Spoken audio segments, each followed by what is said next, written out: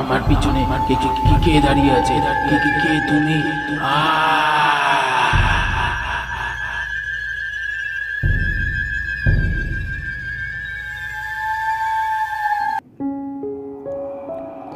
আজ 1 বছর ধরে এক অতৃপ্ত ছায়া সুমিতের জীবনকে অতিষ্ঠ করে তুলেছে। সে যেখানেই যায় সেই ছায়াও সবসময় তার আশেপাশেই থাকে। এই ছায়ার কারণেই সুমিতের আজ মরমর অবস্থা। সে বুঝতে পারছে না এটি কি তার মানসিক ব্যাধি নাকি তারই কোনো কর্মের ফল। তবে আশ্চর্যের বিষয় হলো, সবাই সুমিতের পাশে একটি মেয়েকে দেখতে পেলেও সুমিত কিন্তু কখনোই সেই মেয়েটিকে দেখতে পায় না। তবে সে কিন্তু মেয়েটির উপস্থিতি অনুভব করতে পারে। সে বুঝতে পারে কেউ যেন তার নাম ধরে ডাকছে। সুমিত,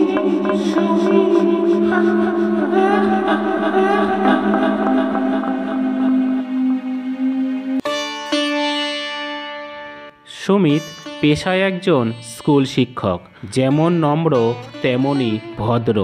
শিক্ষার্থীদের চোখে সুমিত একজন আদর্শ শিক্ষক এবং তার কলিগদের কাছে সুমিতই হলো best teacher of the school. তবে সুমিতের যে এক ভয়াবহ রূপ আছে তা কিন্তু কেউই জানতো না। প্রতিদিনই স্কুল ছুটির পর সুমিত কখনো বাস স্ট্যান্ডে আবার কখনো বা কোনো রেস্টুরেন্টে দেখা করত সহেলির সাথে। সহেলি অন্য একটি স্কুলের শিক্ষিকা। তাদের 3 বছরের সম্পর্ক। দুজনেই এই সম্পর্ক নিয়ে খুবই সিরিয়াস ছিল। দেখো সুমিত, আমাদের সম্পর্কের তো অনেক দিনই হলো। এবার তোমার বাবার সাথে আমার পরিচয় করিয়ে দাও। আমাদের বিয়ের ব্যাপারে আমি তোমার বাবার সাথে কথা বলতে চাই। সুমিতও তার কথায় রাজি হয়ে যায় এবং আগামী রবিবার তার বাবার সাথে সহেলির পরিচয় করাবে ঠিক হয়। সেই মতো রবিবার দিন সুমিত বাস স্ট্যান্ডে সহেলির জন্য অপেক্ষা করতে থাকে। কিন্তু ঘন্টার পর ঘন্টা কেটে গেলেও সহেলির কোনো দেখা পাওয়া যায় না।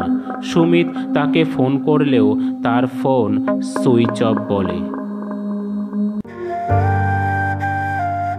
এভাবেই কেটে যায় আরও 1টি মাস। সে অনেক দিনই সহেলির স্কুলে গিয়েছে, সেখানকার অন্যান্য টিচারদের সাথেও কথা বলেছে, কিন্তু তারাও একই কথা বলেছে। গত 1 মাস ধরে সহেলিও স্কুলে আসছে না। অন্যদিকে সুমিতও প্রতি রবিবারই ওই বাস স্ট্যান্ডে সহেলির জন্য অপেক্ষা করতে থাকে, কিন্তু সহেলির দেখা সে পায় না। দীর্ঘ সময় অপেক্ষার পর সেও বাড়ি ফিরে যায়।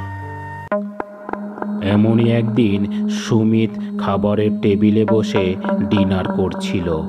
এমন সময় হঠাৎ করেই তার বাবা বলে উঠল, বাবা সুমিত, ইদানিং তোমার সাথে সবসময় একটি মেয়েকে দেখতে পাচ্ছি।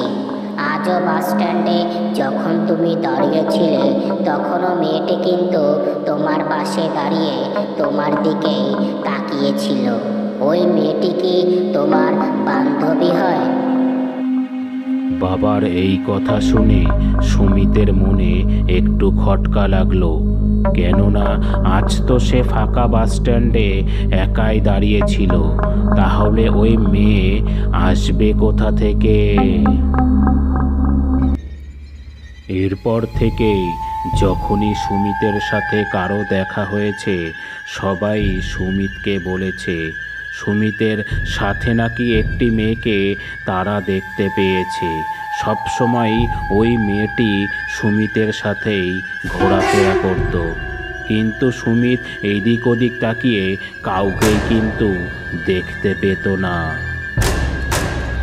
এমনই একদিন স্কুলে ক্লাস নেওয়ার সময় একটি ছাত্র হঠাৎ করেই বলে উঠল, স্যার, আপনার পাশে যে ম্যাডাম দাঁড়িয়ে আছে তিনি কি আমাদের স্কুলের নতুন ম্যাডাম? তবে আশ্চর্যের বিষয় হলো ক্লাসে উপস্থিত সবাই তাকে দেখতে পেলেও সুমিত কিন্তু তাকে দেখতে পাচ্ছিল না। তার সাথে এসব কি হচ্ছে সে কিছুই বুঝতে পারছিল না। এভাবেই কেটে যায় আরও 2টি মাস। সুমিত দিন দিন এক মানসিক রোগীতে পরিণত হচ্ছে। তার সাথে যারই দেখা হয় সবাই তার পাশে একটি মেয়েকে দেখতে পায়, কিন্তু অদ্ভুত বিষয় হলো সুমিত কিন্তু তার আশেপাশে কোনো মেয়েকেই দেখতে পায় না। তবে সে কিন্তু তার আশেপাশে কারো উপস্থিতি অনুভব করতে পারে। কেউ যেন তার নাম ধরে বলতে থাকে, সুমি, সুমি।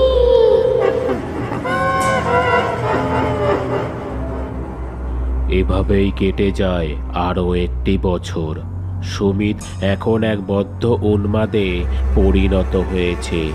এখন তার স্থায়ী ঠিকানা এই মানসিক হাসপাতাল। তবে এখন কিন্তু সে অন্যান্যদের মতন তার পাশে একটি মেয়েকে সবসময় দেখতে পায়। তবে সেই মেয়েটি কিন্তু অন্য আর কেউ নয়, সেই মেয়েটি হলো সহেলি, তার ভালোবাসা।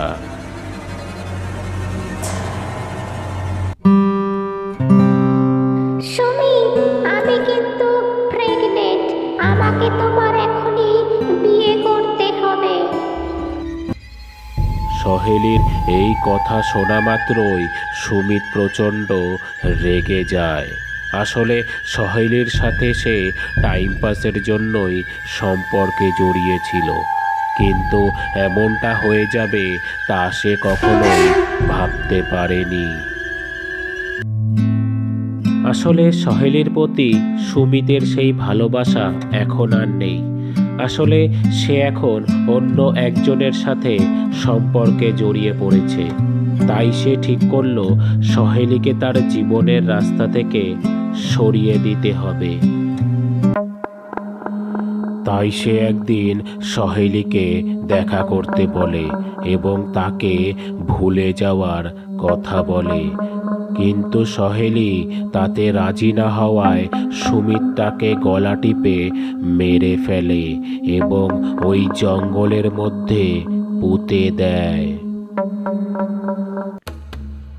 এরপর কেউ যাতে সুমিতের উপর সন্দেহ না করতে পারে সেই কারণেই কিন্তু সুমিত লোক দেখানোর জন্য প্রতি রবিবার বাস স্ট্যান্ডে সহেলির জন্য অপেক্ষা করত। মাঝে মাঝে সহেলির স্কুলে গিয়ে সহেলির খোঁজ করত। তবে মারা যাবার আগে সহেলি সুমিতকে বলেছিল, আমি মরে গেলেও আমার ভালোবাসা মরবে না। আমি মৃত্যুর পরও সবসময় তোমার সাথেই থাকবো। তোমাকে আমি কখনোই ছেড়ে যাব না। তাই হয়তো মৃত্যুর পরেও সহেলি সবসময় সুমিতের সাথেই ছিল, তার মৃত্যুর অপেক্ষায় ছিল, যাতে মৃত্যুর পর সে আর সুমিত আবার এক হতে পারে।